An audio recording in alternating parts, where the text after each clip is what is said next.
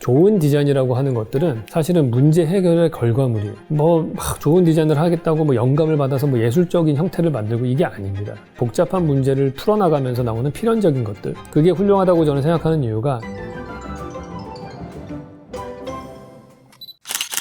네, 안녕하세요. 왓슨 여러분. 이번 시간에는 시티콥 센터에 대해서 얘기를 나눠보려고 합니다. 휴 스터빈스라는 분이 설계를 하셨어요. 가장 훌륭한 사옥이 뭐냐? 오피스 빌딩이 어느 게 제일 좋으냐? 그럼 저는 이 작품을 얘기를 합니다. 첨두 모양부터 시작을 해볼게요.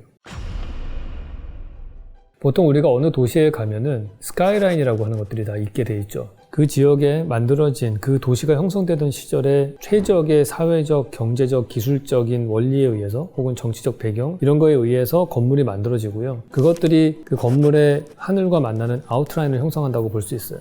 예를 들어서 로마 같은 데에 가서 보시면은 로마 시대 때 가장 최고의 정치 권력들은 종교 지도자 이런 사람들 있죠. 그러면은 성당의 도움 같은 것들이 돈이 제일 많이 들어가는 거니까 도움 건축이 되게 많았어요. 여기저기. 그러면 로마에 가서 스카이라인을 보시면은 성 베드로 성당 같은 돔이 있고 좀 이렇게 건물들이 있다가 또 다른 돔이 하나 있고 이런 식으로 되어 있거든요. 그게 로마라는 스카이라인을 규정을 하고 있죠. 맨하탄에 가서 보시면은 맨하탄은 엘리베이터와 철근 콘크리트로 만들어진 도시입니다. 그러니까 삐죽삐죽한 직사각형 건물들이 막 올라와 있죠. 되게 높아요. 왜냐면은 수직으로 높게 지을 수 있는 기술이 있었기 때문에. 근데 그 가운데서도 되게 눈에 띄는 스카이라인들이 몇 개 있습니다. 그 뉴욕의 미드타운에 가시면은 엠파이어 스테이트 빌딩 같은 것들이 있어요. 쫙 가다가 좌우 대칭으로 되어 있는 뾰족한 곳으로 되어 있죠. 그거보다 조금 왼쪽에 가면은 크라이슬러 빌딩이라고 또 있는데 아르데코 모양으로 되어 있는 예쁜 또 스카이라인이 하나 있습니다. 지금은 무너져서 없어졌지만 과거에는 쌍둥이 빌딩이 저 남쪽에 딱 두 개가 있었고요. 근데 보통 미국의 그 뉴욕의 스카이라인을 규정을 할 때 선으로 하나로 딱 그릴 수 있잖아요. 모든 도시의 스카이라인은. 근데 뉴욕의 스카이라인은 그 쌍둥이 빌딩 딱 그리고요, 예전에. 근데 쭉 가다가 엠파이어 스테이트 빌딩 그리고 가다가 조금 있다가 크라이슬러 빌딩 그리고 쭉 가다가 느닷없이 갑자기 이렇게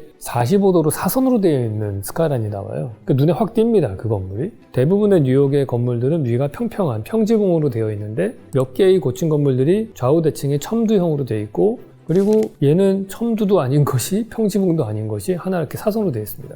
그러니까 왜 그런가를 이렇게 들여다보면은 시티콥 타워라고 하는 거가 맨 처음에 만들어질 때 그 사선으로 되어 있는 빅면은 이 건축가 휴 스터빈스가 어떤 생각을 했냐면은 맨하탄이 남북 방향으로 긴데 왼쪽에는 허드슨 강이 흐르고 오른쪽에는 이스트 리버가 흐르고 있어요. 근데 이 이스트 리버라고 하는 쪽에 강변 뷰가 좋았던 지역이에요, 거기가. 그러니까 그 건물에서 강을 딱 바라보면서 이렇게 사선으로 되어 있는데 테라스를 만들려고 했어요. 제가 좋아하는 그 테라스 있는 아파트. 근데 그게 고층에 테라스도 있고 하니까 한 100세대 정도를 되게 고가로 분양을 해서 팔려고 했던 계획을 가졌던 겁니다. 근데 뉴욕시에서는 사실은 그 지역에 주거를 허용하지 않아요. 그래서 그게 무산됐습니다. 그랬을 때 이 건축가가 생각해낸 방법은 동쪽을 향해 기울어졌던 거를 남쪽으로 돌렸습니다. 남향으로 둔 거죠. 이 건물이 완성되던 시점이 1977년도입니다. 계획이 그 전에 몇 년 전에 됐겠죠. 그 당시가 오일 쇼크로 되게 기름값이 비쌌던 시절이었어요. 그러니까 사람들이 여러 가지 대체 에너지를 찾다가 태양광 발전이라는 게 나오기 시작을 했습니다. 그래서 태양광 지별판을 두고서 거기서 온수도 만들고 이런 난방에다 도움을 주는 이런 걸도 많이 썼거든요.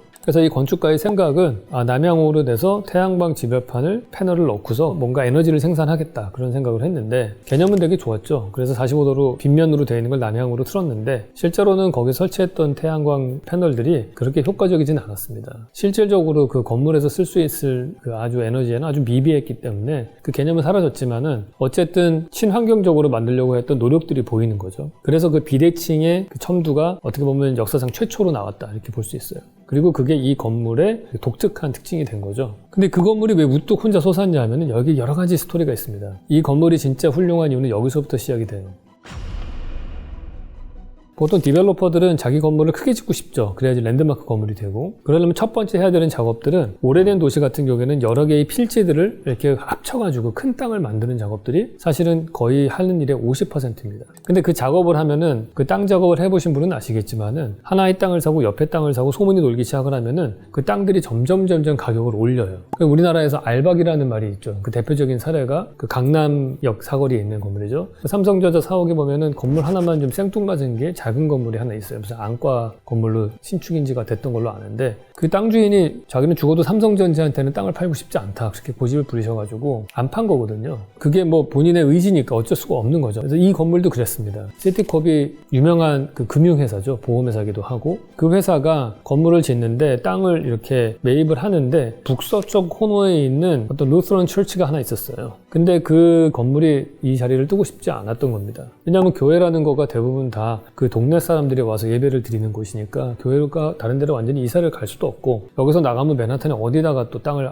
알아볼 수 있겠어요. 그러니까 이 교회는 떠날 입장이 아니었던 거죠. 부득이하게 알바기 현상이 됐는데 이 뉴욕에는 좀 독특한 법이 하나 있습니다. 공중권이라고 하는 법이에요. 에어라이트라고 하는 건데 뭐냐 하면은 내 건물이 있는 내 땅 위에 있는 공중의 권리를 파는 거예요. 그 뉴욕의 오래된 스테이크 집들은 가서 보시면은 다 단층 아니면 2층짜리 건물이에요. 한 100년 가까이 된 식당들이니까. 얘네들은 딴 데로 이사 가고 싶지도 않고 건물을 부수고 싶지도 않아요. 자기들의 레거시이기 때문에. 예를 들어서 이런 상상을 해볼 수 있죠. 여기 있는데 땅이 있는데 여기 1층짜리 건물로 돼 있잖아요. 얘는 이 위에 있는 이 공간을 앞으로도 지을 것 같지가 않은 거예요. 그럼 이 권리를 옆에 있는 땅에다가 팝니다. 그럼 이 옆에 있는 빌딩이 건물을 지을 때 이렇게 지어진 건물이 있어요. 이런 식으로. 그리고 이 땅이 이 옆에 있는 건물의 공중권도 샀어요, 만약에. 그러면은 이 사람 건물이 이렇게 된 건물이 있습니다. 실제로 이런 비슷한 건물들이 있어요. 그러니까 이게 여기에 지을 수 있었던 이 면적을 여기다가 지어서 추가를 할 수 있는 거죠. 그러니까 이러한 것이 가능한 곳이에요, 뉴욕은. 그래서 재미난 게 이 시티컵 타워 같은 경우에도 보시면은 땅이 이렇게 있는데 여기에 교회가 안 나가는 거예요. 근데 이 땅을 이렇게 확보를 했어요, 이만큼을. 그러니까 이 교회 건물을 그대로 두고서 그 위에다가 건물을 지은 겁니다, 이렇게.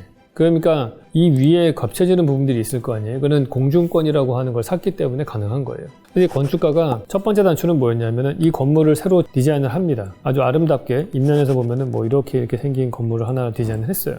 그러고 났는데 이제 여기다 건물을 지어야 되는데 특이한 거는 이 건물의 높이가 12층까지의 얘를 띄워버린 거예요. 왜냐하면은 여기까지 확장이 돼야 되는데 건물을 아예 13층부터 시작을 합니다. 근데 이 모서리에 교회가 위치하고 있잖아요. 그러니까 여기에 기둥이 내려올 수가 없는 거죠. 이 건물 때문에. 그래서 건물을 과감하게 가운데에다가 기둥을 둡니다. 이렇게. 그게 가능한 거는 구조적으로 위층에 있는 모든 것들이 다 역삼각형으로 되어 있는 구조로 되어 있는 거예요. 그 역삼각형이 이 하중들을, 슬랍의 하중들을 일로 모으고 이 포인트에서 다시 밑으로 내리는 거죠. 그러다 보니까 이쪽으로 다 하중이 쏠릴 수 있는 그러한 구조가 된 겁니다. 근데 거기서 끝나지 않아요. 보통 건물이 만들어지고 나면은 이렇게 특히 변의 가운데 기둥이 서게 되면은 바람이 불 때 위험한 거잖아요. 일반적인 공간에서는 되게 큰 문제가 안 되는데 허리케인 같은 게 미국에 불기 때문에 허리케인 같은 고속 바람에는 더 위험해질 수 있는 거죠. 그래서 건축가가 여기다가는 튠드 댐퍼라는 그런 새로운 시설을 만들어 놨어요. 이게 뭐냐 하면은 건물의 내부의 상층부에다가 가로 세로로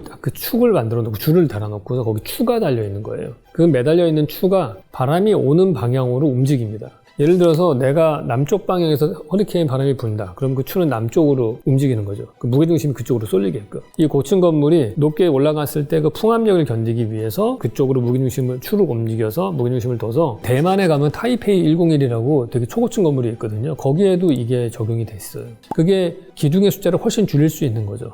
그래서 12개 층 정도의 공간을 그냥 확 들어버렸어요. 근데 12층을 두면서 이 아랫부분을 완전히 다 시에 기부를 한 거예요. 공개공지로 다. 여기 보시면은 이 옆에 지하철이 지나가거든요. 근데 지하철역에서 올라올 때 이 건물의 플라자 레벨이 지하 1층에 있습니다. 근데 썬큰 가든으로 되어 있는 거죠. 지하철에서 조금만 올라오면은 이 지하 1층 레벨에 플라자가 딱 오픈이 되어 있는 거예요. 그래서 거기서 사람들이 즐길 수 있게 되고, 그러니까 거기서 시에서 인센티브를 받아서 건물을 더 높게 지을 수 있게 된 거예요. 그래서 이 건물이 주변 건물보다 더 몇십 층 정도, 10몇 층, 20층 가까이가 더 올라와서 그게 스카이라인이 될 수밖에 없는 상황이 된 거죠. 만약에 이 건물이 밑에서 이런 일을 안 했다면은 아무리 사선으로 하는 이런 독특한 비대칭의 첨두가 있다고 하더라도 건물에 묻혀서 안 보였을 거라고요. 그때 이 건축가가 썼던 기발한 변의 가운데에다 기둥을 둔 그런 공법을 쓴 거죠. 이게 또 부가적으로 또 얻는 게 하나 있어요. 왜냐하면은 기둥이 이 코너에 들어가 있을 때 여러분이 여기 있다고 쳐봅시다. 이 플라자의 가운데. 이게 더 개방감이 있는지 아니면 이 변의 가운데에 있는 게 더 개방감이 있는지 생각을 해보세요. 이게 훨씬 더 개방감이 있는 거예요. 왜냐하면은 얘는 이 경치를 여기서는 보다가 중간에 한번 끊기고 여기서 경치가 또 연장이 되잖아요. 그러니까 서쪽 면의 뷰를 보고서 남쪽 면의 뷰를 볼 때 그 중간에 모서리에 기둥이 딱 서 있는 현상이 생기는 거예요. 그럼 공간이 분절이 됩니다. 저는 항상 코너에 유리창을 만들 때에는 프레임을 항상 코너에다 두지 않아요. 그러니까 코너가 만약에 있는데 내가 이 방이 훨씬 개방감이 있게 하고 싶다. 그럼 벽이 여기서 이렇게 시작되고 유리창을 코너로 둬요. 근데 이때 절대 여기다가 코너 이 모서리 부분에다가 창틀을 두지 않습니다. 여기다 창틀을 두지 않고 그 옆으로 밀어서 창틀을 두게 되면은 그러면 여기 유리만 딱 접합이 이렇게 되거든요. 그게 딱 저기도 보시면 그렇게 돼 있어요. 저 코너도 유리로만 딱 돼 있으면은 그만큼 이게 서라운드 뷰가 되면서 뷰가 더 열리는 거죠. 특히나 이 시티컵 타워 같은 경우에는 뭐가 더 장점이냐면은 이 거대한 건물이 큰 기둥 4개로 서 있는 거거든요. 그러니까 그 사이가 모서리가 이렇게 열려 있잖아요. 근데 열려 있는 곳이 어디냐면은 거기가 딱 사거리 코너 땅인 거예요. 그러니까 우리가 일반적으로 도시에 가서 보시면은 도로들이 다 사거리가 있잖아요. 그 사거리에는 건물이 안 서죠. 그러니까 그 위에 공간은 뻥 뚫려 있는 거잖아요. 그러니까 시각적으로 확 거기까지 내 공간이 되는 거죠. 근데 한 가지 더 장점이 있어요. 뭐냐면은 제가 아까 선큰 가든이라고 하는 게 지하 1층에 위치하고 있다고 그랬잖아요. 그 지하 1층에 있으니까 사람이 여기 앉아 있으면은 그 위에 1층에 지나가는 자동차가 안 보이는 거예요. 그러니까 자동차가 안 보이고 오르막으로 이렇게 올려다 보면은 그게 사거리에 상층부에 비어있는 건물이 없는 공간을 쳐다보면서 햇빛도 잘 들고 그런 훨씬 더 쾌적한 그런 광장을 즐길 수가 있는 거죠. 오히려 1층 레벨에 있는 것보다 더 효과적인 그런 공간이 되는 겁니다. 그리고 여기로 지상으로 올라가는 계단이 있을 거 아니에요. 그래서 계단에 사람들이 보통 다 앉아 있어요. 그 낮 시간에 가서 점심시간에 가서 보면은 주변의 빌딩에서 근무하시는 분들이 다 와가지고 여기 계단에 앉아서 샌드위치 먹거든요. 이 사람들의 시선은 어디로 돼 있어요? 사거리를 등지고서 시끄러운 자동차를 안 보고서 안쪽을 향해서 시선이 놓여지게 되면서 훨씬 더 평온한 그런 플라자의 풍경을 연출할 수가 있는 겁니다.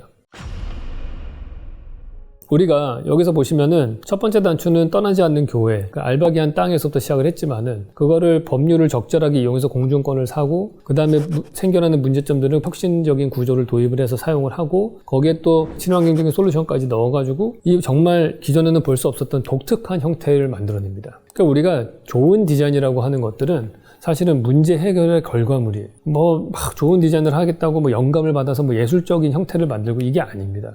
특히나 너무 여러 가지 것들이 복합적인 이 건축 디자인 같은 경우에는 더욱더 그렇죠. 한 작가의 직관적인 능력으로 만들어내는 쉐입이라고 하는 거가 나름 가치는 있겠지만은 그거보다 더 훌륭한 거는 복잡한 문제를 풀어나가면서 나오는 필연적인 것들. 그게 훌륭하다고 저는 생각하는 이유가 자연의 디자인이 다 그렇게 되어 있기 때문에 그래요. 우리가 나뭇가지를 보시면은 밑에서 두껍다가 위로 올라가서 가늘어지고 점점 뻗어나가지 않습니까? 그런 디자인이 나온 이유는 거기에 달려있는 그 수없이 많은 나무 이파리들이 광합성을 최적화하기 위해서 만들어진 쉐입이라고 볼 수 있죠. 그래서 그런 독특한 형태들이 지역에 상관없이 계속 나타나요. 그러다가 사막지대에 가면은 갑자기 이파리가 없는 뾰족뾰족한 가시 같은 선인장들이 나오죠. 그거는 그 지역에 수분이 부족하기 때문에 나올 수밖에 없는 그러한 형태의 쉐입이 나온 거예요. 그래서 모든 것들이 다 그렇습니다. 기린이 목이 긴 거라든지 오리의 발에 물갈퀴라든지 이런 디자인들은 다 어떤 필요성에 의해서 그 문제를 해결하기 위해서 나온 디자인의 결과물들인 거죠. 저는 이런 건물을 볼 때 좀 희열감을 느껴요. 건축가의 창의적인 사고방식이 여러 가지 문제를 해결하고 서로 윈윈할 수 있는 그러한 결과가 나왔다는 것이 되게 훌륭하다 그런 생각을 합니다.